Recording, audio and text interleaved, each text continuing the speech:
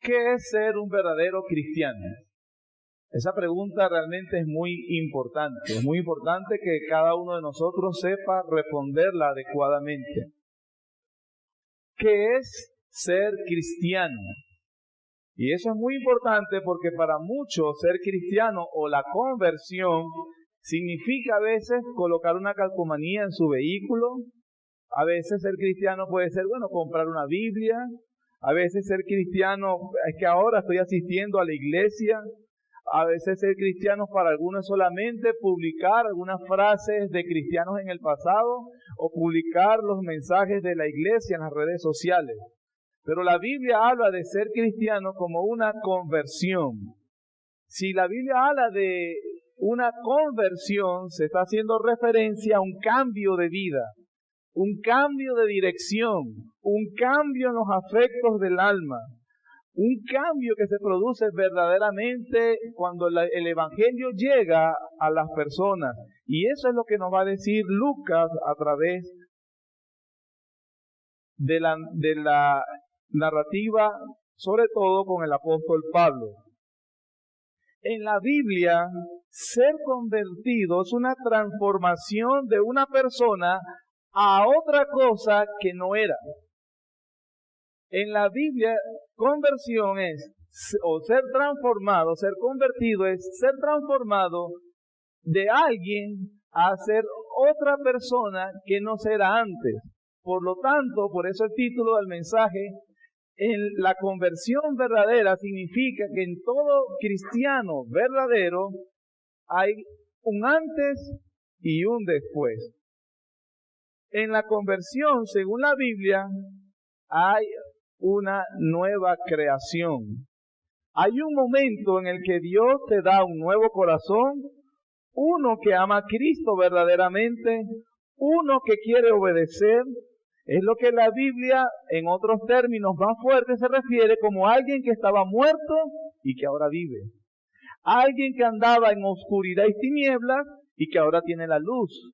Alguien que realmente ha sido convertido. La salvación entonces, como dijo un puritano, es un collar de perlas que Dios coloca en el cuello de sus elegidos, donde no solamente les cambia todo su ser, sino que ahora los santifica para gloria de Dios. Eso se puede decir en tu vida como cristiano. Ese cambio que produce el Espíritu Santo cuando el Evangelio llega al alma de una persona, significa que lo transforma en todo su ser. Hay un cambio en su comportamiento, por supuesto, hay un cambio en su vocabulario, hay un cambio en sus pensamientos, hay un cambio en la cosmovisión de su vida, hay un cambio inclusive en las relaciones con las personas que vives, trabaja y todo lo que hacen. ¿Puede decirse que eso ocurrió en tu vida? El antes y el después de un cristiano. En la Biblia se menciona claramente que yo antes era enemigo de Dios y que con la conversión ahora soy amigo de Dios. Y que al hacerme amigo de Dios me constituyo enemigo de Dios, de los hombres, del mundo. Eso lo dice Santiago también. La narrativa que leímos, por ejemplo, en la conversión de Pablo, Lucas lo trae precisamente para hablar acerca del antes y el después. Pero por supuesto, para entenderlo bien necesitamos contextualizar, y ahí vamos a continuar donde el pastor David nos dejó la semana pasada. Aquí Lucas, en lo que vamos a leer es las consecuencias que tiene el apóstol Pablo por haber sido alcanzado por el Evangelio. Está en el capítulo 21, a partir del versículo 27. Pablo quiere que veamos el contraste en la vida de Pablo. Lucas quiere que veamos el contraste en la vida de Pablo. En el versículo 27 se continúa lo que la semana pasada nos narró el pastor David acerca de la llegada de Pablo con su comitiva a Jerusalén, que estaba cumpliendo los votos de la purificación en el templo, y unos judíos alborotaron la ciudad de Jerusalén diciéndole que Pablo había estado profanando el santo lugar e ir en contra de la tradición judía. Versículo 27 estamos viendo el contexto de lo que está pasando para que Pablo haga su defensa. Versículo 27. Pero cuando estaban por cumplirse los 7 días, unos judíos de Asia, al verle en el templo, alborotaron a toda la multitud y le echaron mano, dando voces: varones israelitas, ayudad.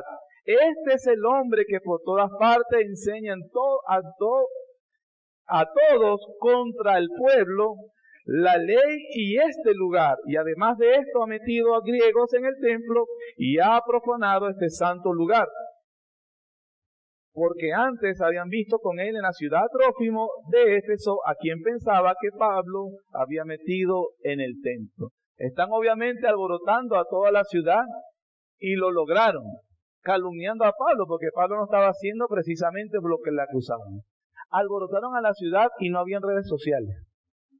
Imagínense cómo si nada más con palabras se puede alborotar a una multitud para que siga algo que es mentira. Imagínense si esta gente, cómo lo podemos hacer cuando republicamos cosas en las redes sociales. Pero eso no es el tema, vamos a seguir adelante. Pablo entonces, Lucas dice, versículo 30, así que toda la ciudad se conmovió y se agolpó el pueblo, y apoderándose de Pablo le arrastraron fuera del templo e inmediatamente cerraron las puertas. Y procurando ellos matarle, se le avisó al tribuno de la compañía que toda la ciudad de Jerusalén estaba alborotada. Tomando luego soldados y centuriones, corrió a ellos, y cuando ellos vinieron al tribuno y a los soldados, dejaron de golpear a Pablo. Entonces, llegando el tribuno, le prendió y le mandó atar con 2 cadenas, y preguntó quién era y qué había hecho. Pero entre la multitud nos gritaban una cosa y otros otra, y como no podía entender nada de cierto a causa del alboroto, le mandó llevar a la fortaleza. Al llegar a las gradas, aconteció que era llevado en peso por los soldados a causa de la violencia de la multitud, porque la muchedumbre del pueblo venía detrás gritando: muera. Como les dije, Lucas quiere que veamos el contraste entre Saulo y Pablo.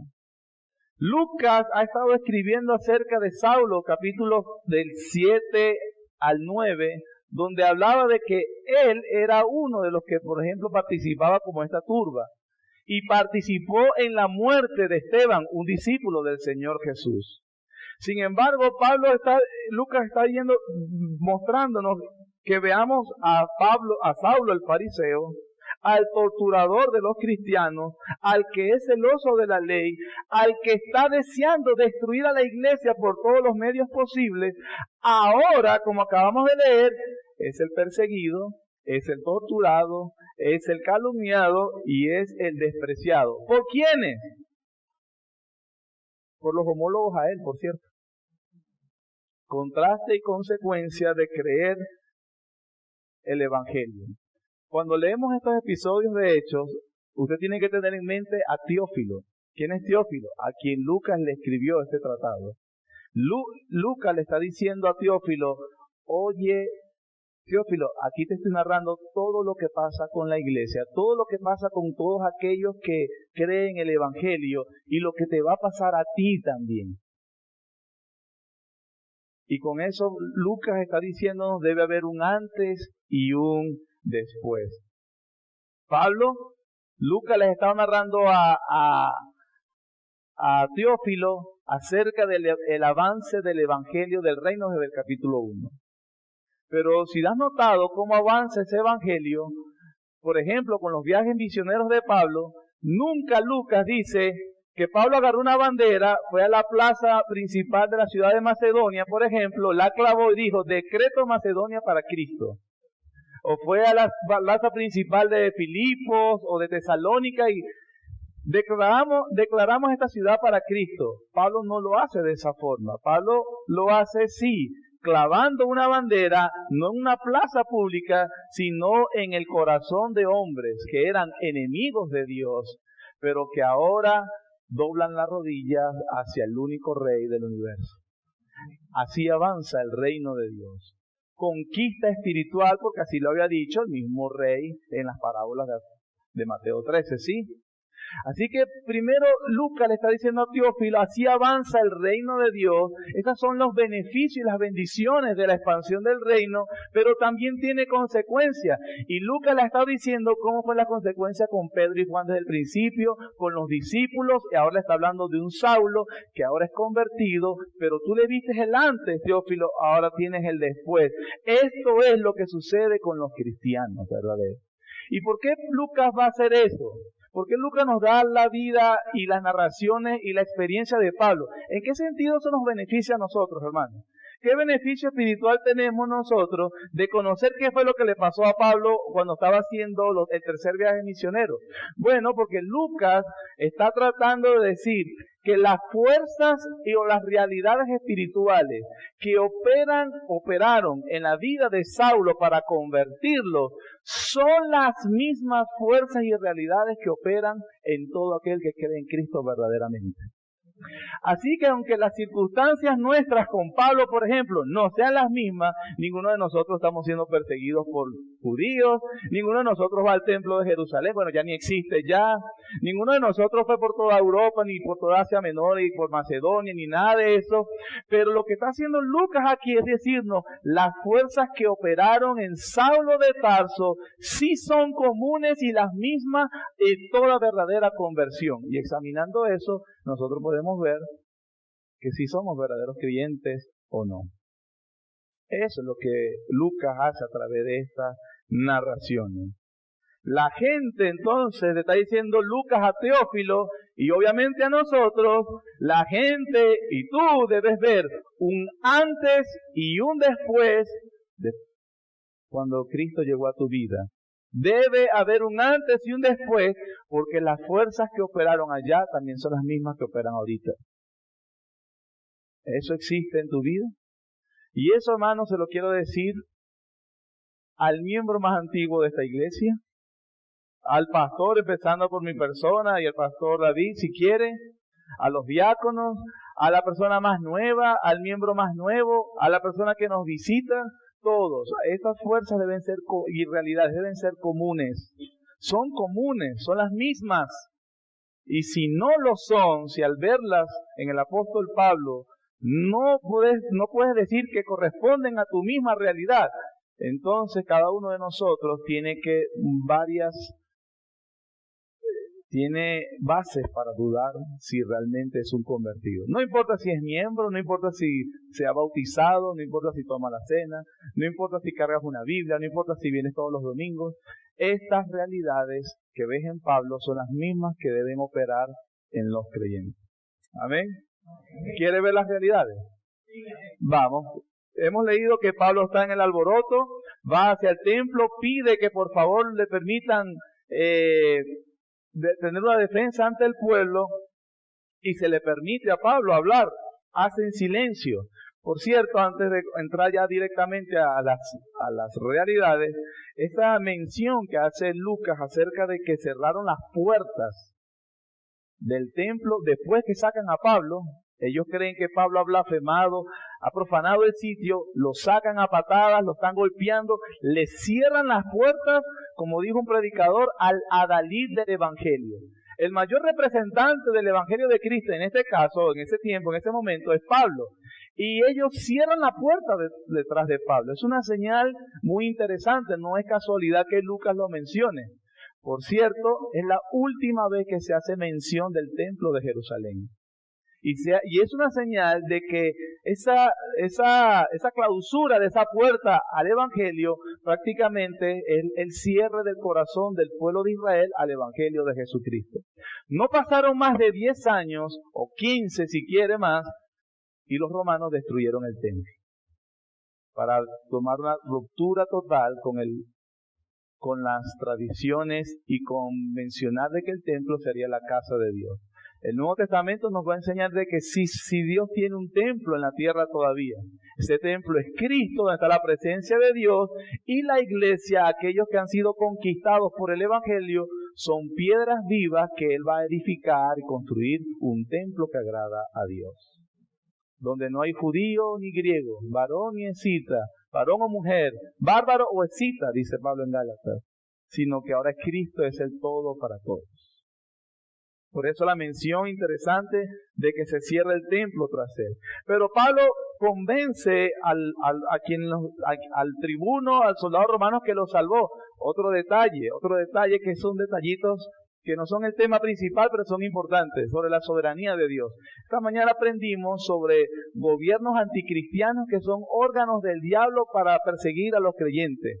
Este gobierno anticristiano, precisamente el Imperio Romano, va a ser los que unos años más tarde van a ejecutar al mismísimo apóstol Pablo, lo van a decapitar. Los mismísimos enemigos de Dios, los órganos de Satanás, la bestia, van a ejecutar a Pablo. Pero ese órgano de la bestia, por lo menos como Pablo no había cumplido totalmente su misión, Dios soberano los utilizó para proteger a Pablo. Porque Dios es soberano, hermanos, Él hace lo que Él quiere. Y si tiene que usar aún a sus enemigos para beneficiar a su pueblo, lo hace.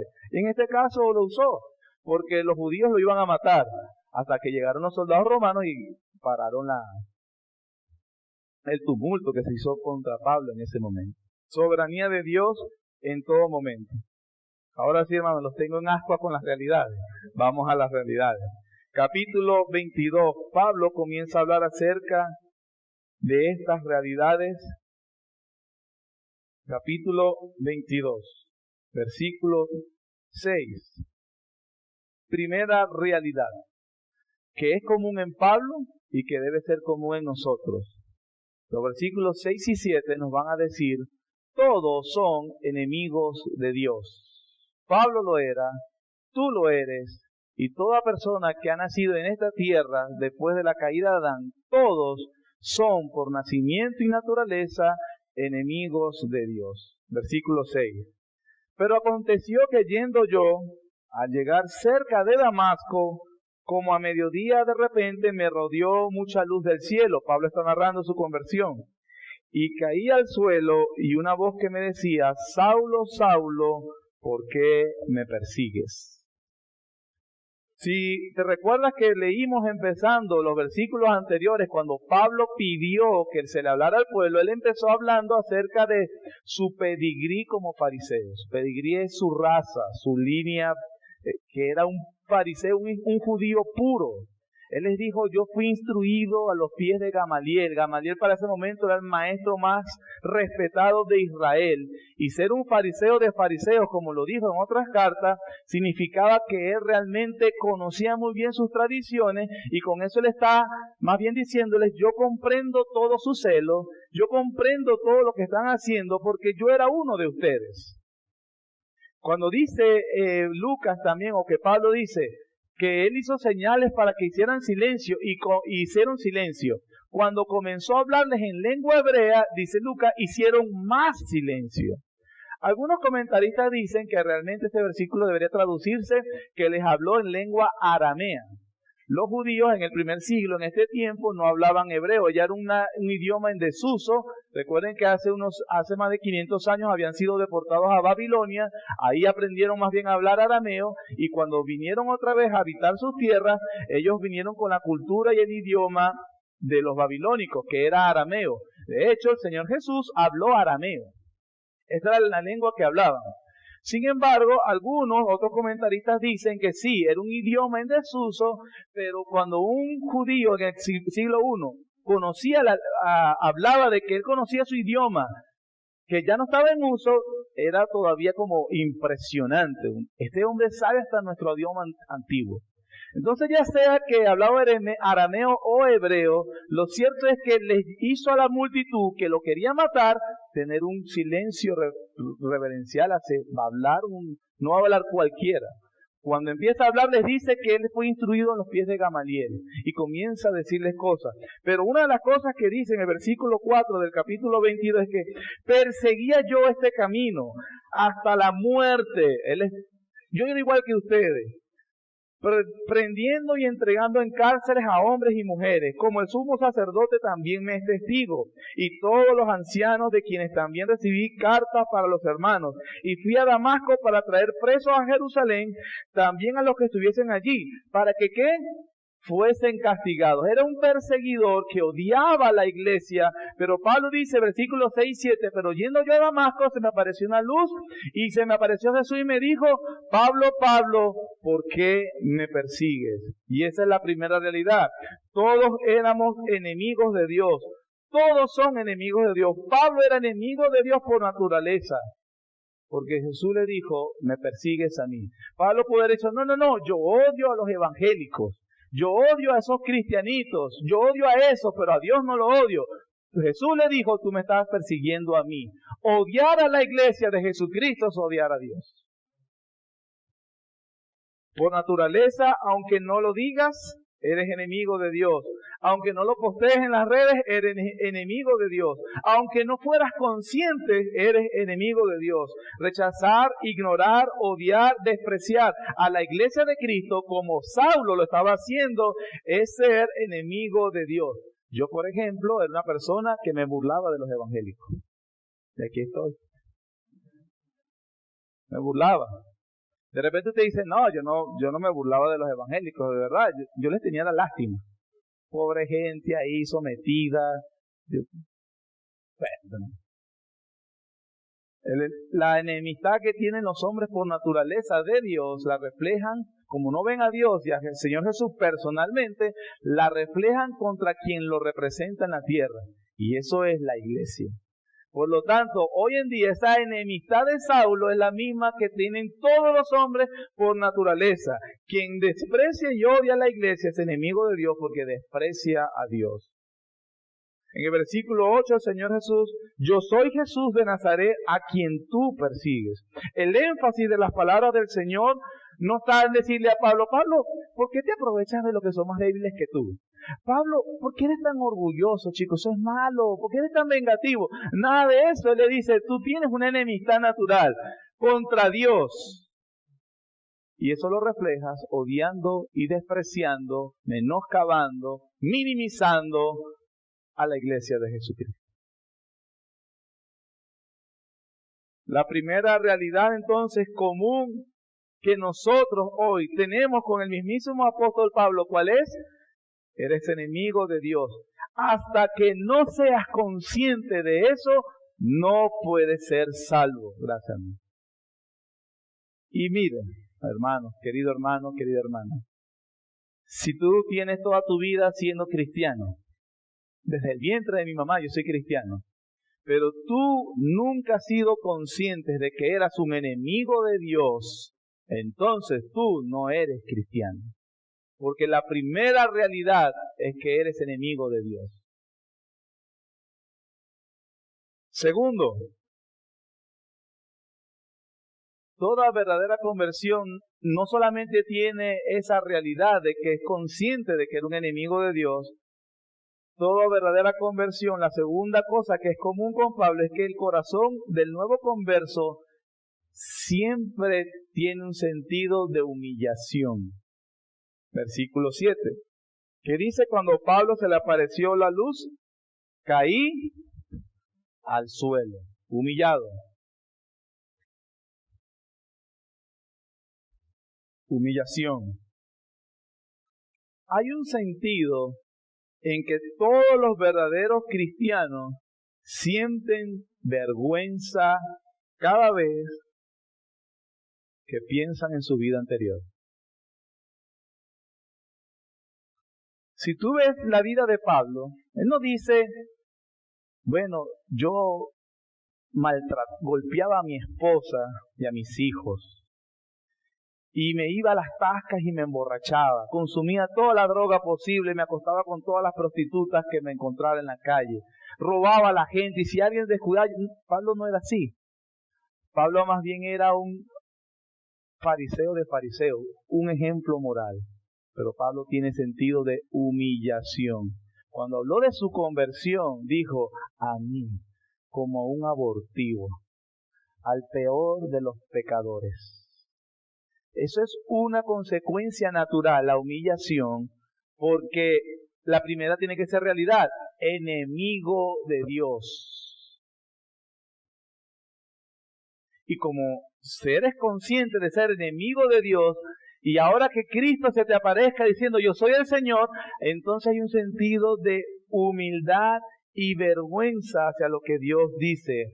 Como cuando Pedro reconoce la presencia de Jesús en la pesca milagrosa y le dice, apártate de mí, Señor, porque soy hombre pecador. Hay un sentido en el corazón de todo verdadero cristiano por la realidad de ser su enemigo y de esa humildad, que sabes que no mereces que el Señor te mire, no mereces que el Señor te hable, no mereces que el Señor te perdone, no mereces que el Señor te ayude. Sin embargo, haberlo tenido te abre, hace que tú tengas un sentido de indignidad tremendo y de humildad. Hace que sientas un enorme privilegio que tengas esa Biblia en tus manos y la puedas leer.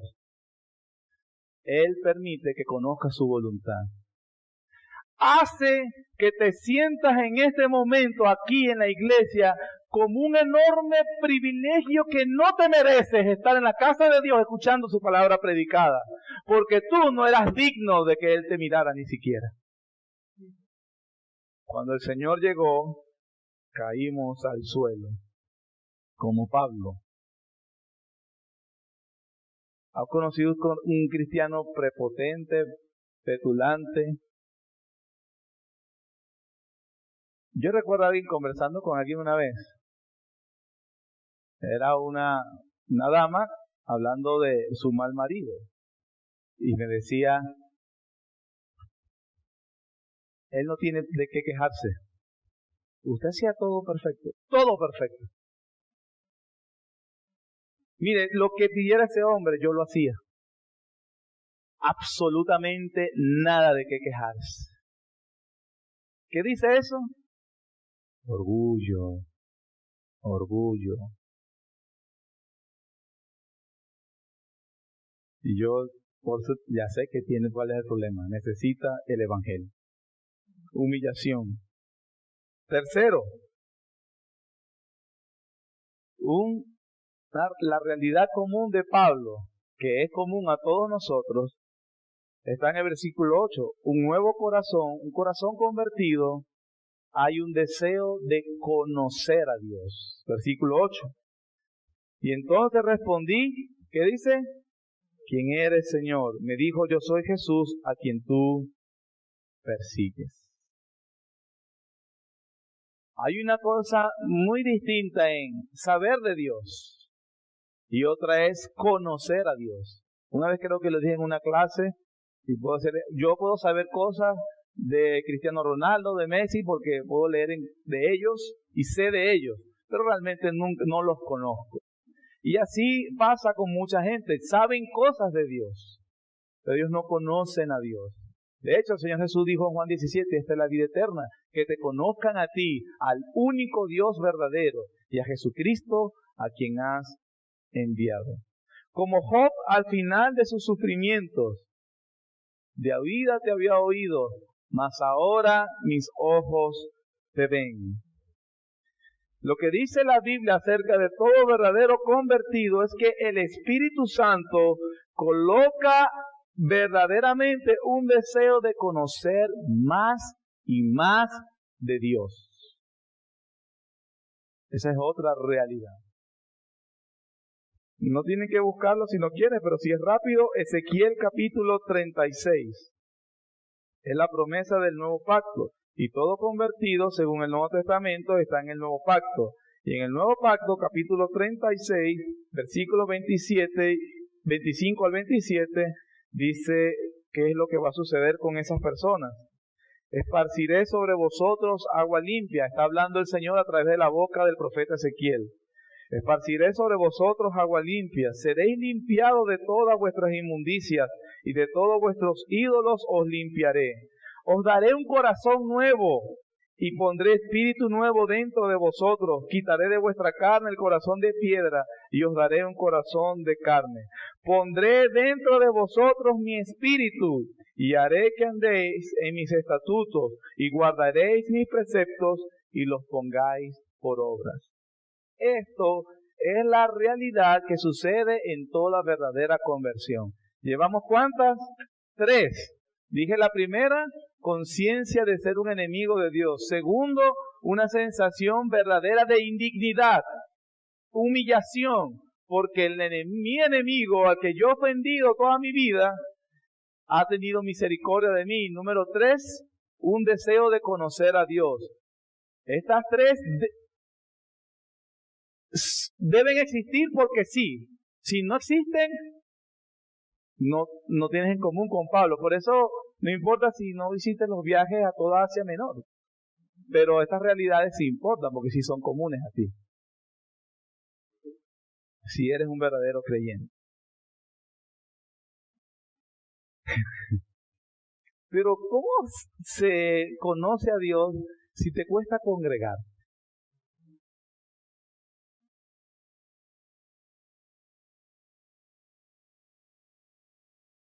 Cuarto, todo corazón convertido tiene una disposición a obedecer. Lo acabamos de leer en la promesa del nuevo pacto en Ezequiel. Yo, dice Dios, yo les pondré un corazón nuevo y yo haré que anden en mis estatutos. Versículos 10 y 11. Y dije, está hablando Pablo, ¿qué haré, Señor? La primera pregunta de Pablo. La primera pregunta que sale todo creyente. Señor, ¿qué quieres que yo haga? ¿Qué haré, Señor? Y el Señor me dijo, levántate y ve a Damasco, y allí se te dirá todo lo que se está ordenado que haga. Está ordenado que haga. Y como yo no veía a causa de la gloria de la luz, llevado de la mano por los que estaban conmigo, ¿qué hizo?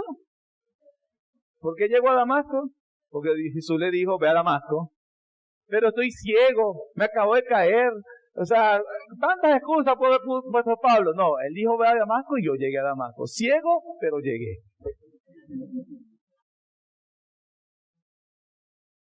Los nuevos convertidos, donde un corazón, donde hubo una nueva conversión, obedecen.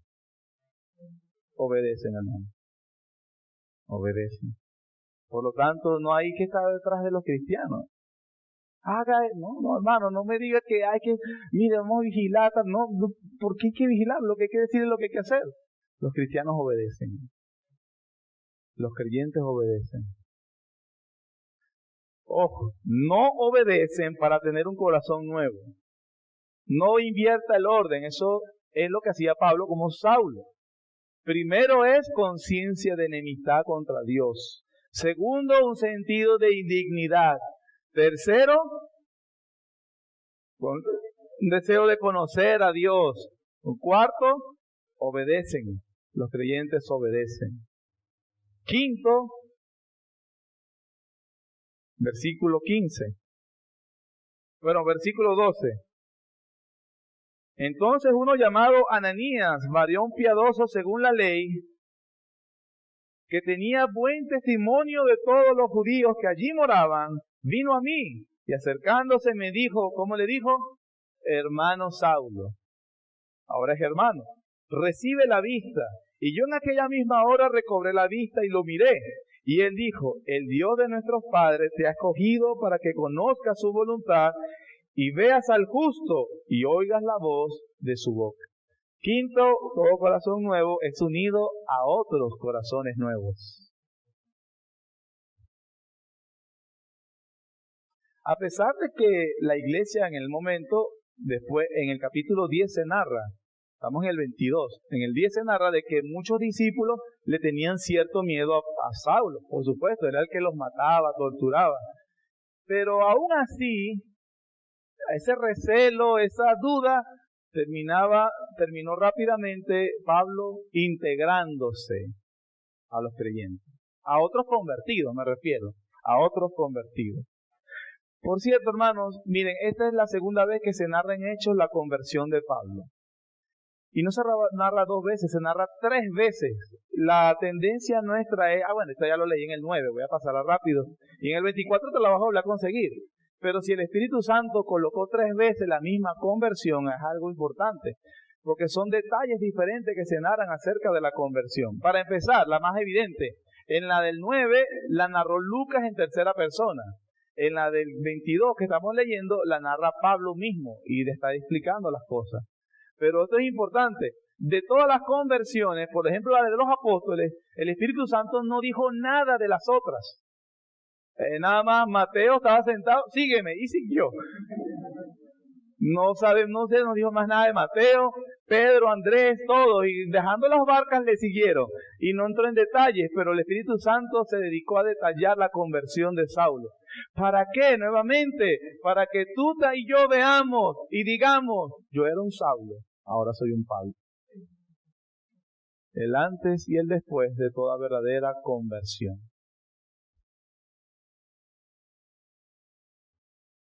Cuarto, deseo de obedecer. Quinto, se une a otros creyentes, se integra. Y sexto, todo verdadero creyente siente la comisión de ser testigo a otros. Versículo 15. Porque serás testigo suyo a todos los hombres de lo que has visto y oído. Esa frase ya Lucas la ha dicho. La dijo en el capítulo 4, cuando el Sanedrín torturó a Pedro y a Juan. ¿Recuerdan? Que les prohibieron hablar en el nombre de Jesús. Ellos no hicieron caso y le dijeron, juzguen ustedes si debemos obedecer a Dios, a los hombres antes que a Dios, porque no podemos dejar de ser testigos de lo que hemos visto y oído. Todo verdadero creyente siente ese peso de dar testimonio del Evangelio. Hablamos entonces de 6 marcas que tienen 6 realidades en toda verdadera conversión. Y Lucas nos los ha mostrado aquí para que nosotros veamos si esto es una realidad en nuestras vidas. Como le dije, probablemente el testimonio de nosotros pueda ser muy parecido al de Pablo. ¿En qué sentido? Pablo, acuérdense que era en cuanto a la ley irreprensible. Orgullo.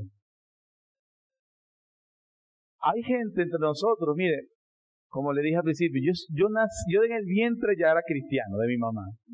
Yo crecí yo crecí toda la vida en la iglesia. Yo fui a campamento, yo fui a todas las vigilias, yo fui a todos los ayunos, yo fui a todos los encuentros, desencuentros. Mi papá era pastor. Es una persona, yo doy diezmo desde que nací. Yo cantaba, yo hacía obra de teatro, yo evangelizaba. Bueno, a cristianos les encanta sacar su pedigrí. Eres enemigo de Dios si no tenías a Cristo. Si no sientes eso, eso no importa. Tal vez los evangélicos deberían canonizarte. Pero si no están estas realidades, no eres cristiano.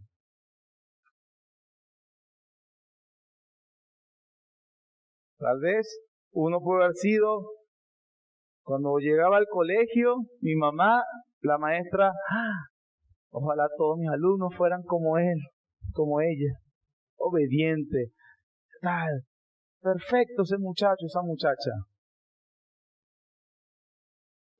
Enemigo de Dios, según la Biblia, porque estás en Adán, y fue quebrantado el pacto de obras. Y ya no es posible ser salvo por obras.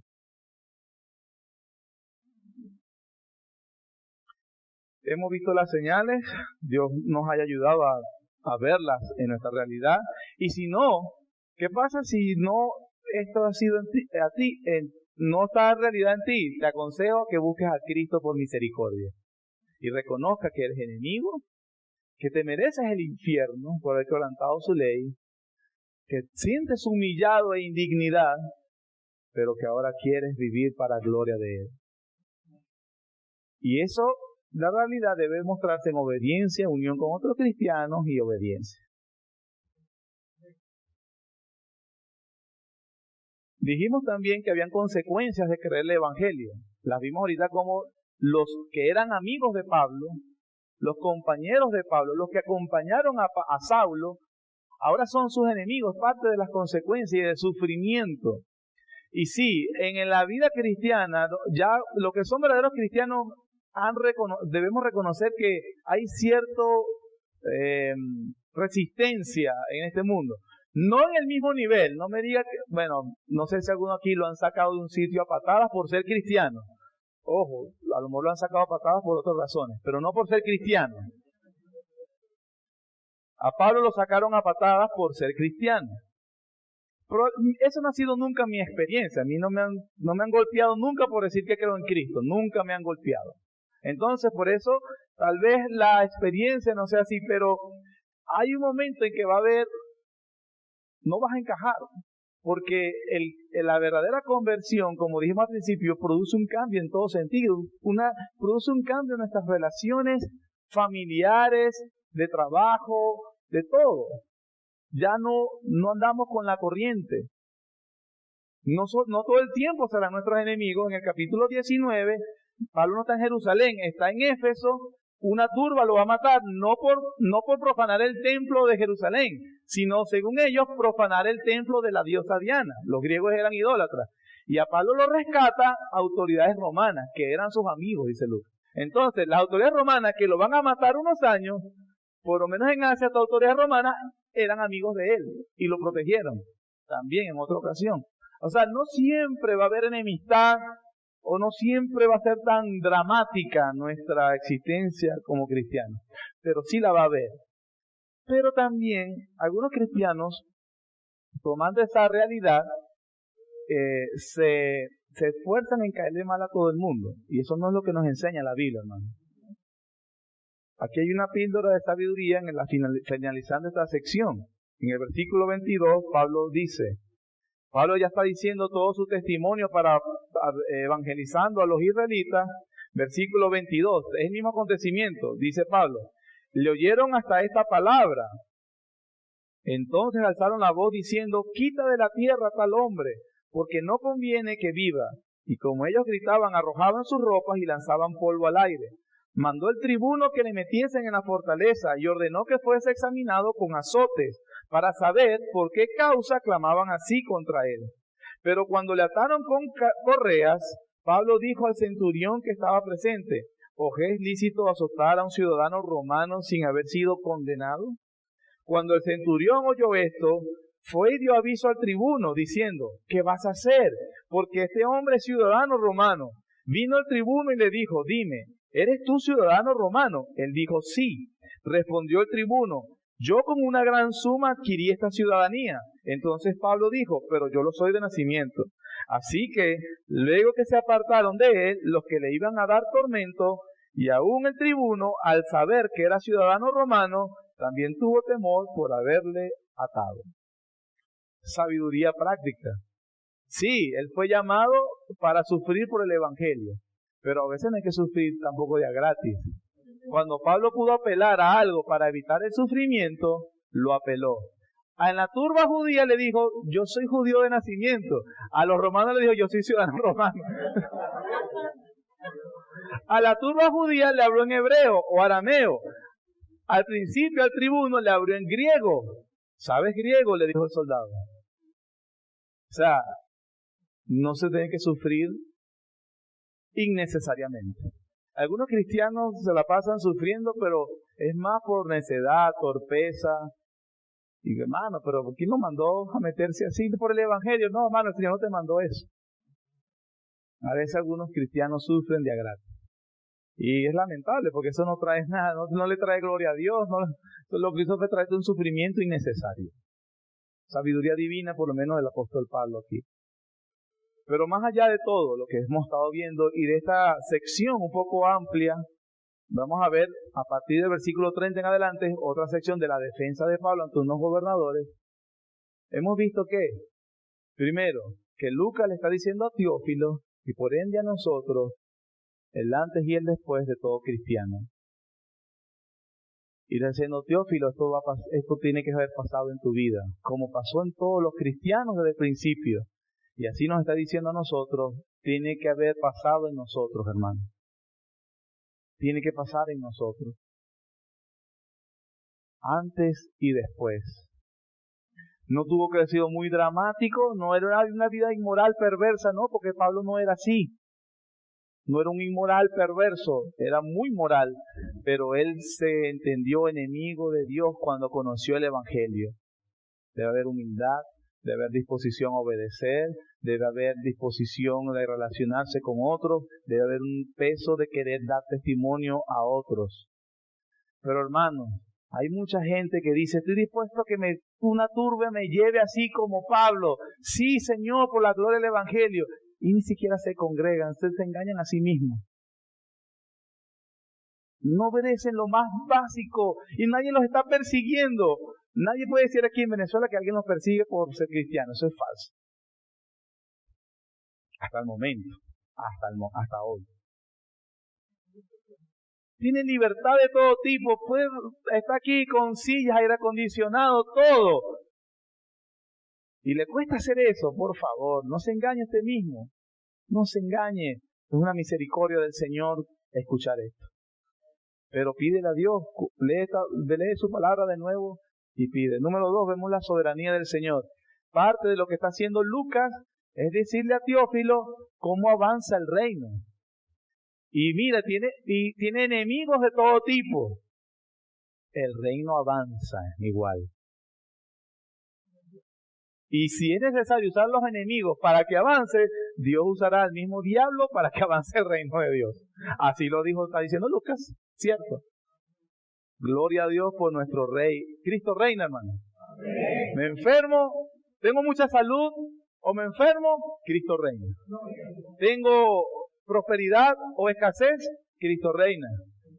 Sea lo que sea, Cristo reina siempre. Es soberano. Hará lo que sea necesario.